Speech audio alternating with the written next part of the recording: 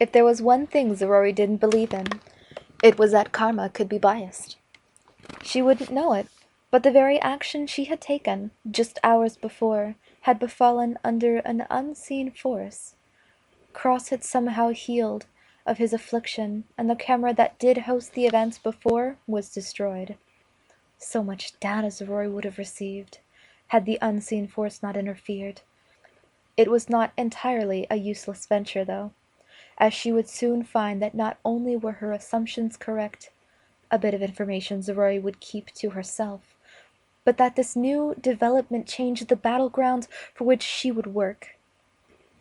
It was early evening now, the sun getting ready to set as the dusty plains began to bleed a dark red.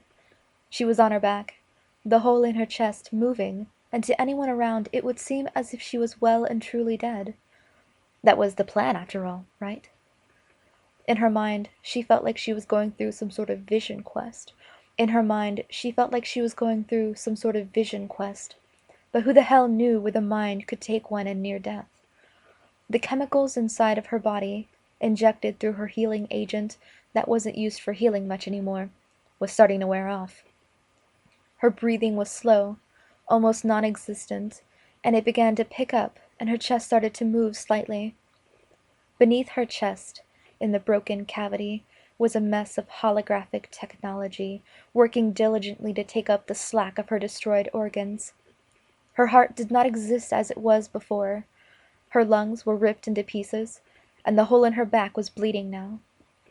The chemical was made to staunch the bleeding, and make it so the heart could not pump the blood through the body, but she did not have much shielding from the elements, and the blood seeping out of her body. As she lay on the ground, her body slowly coming back to life from the shutdown, she'd start to give a grunt of pain.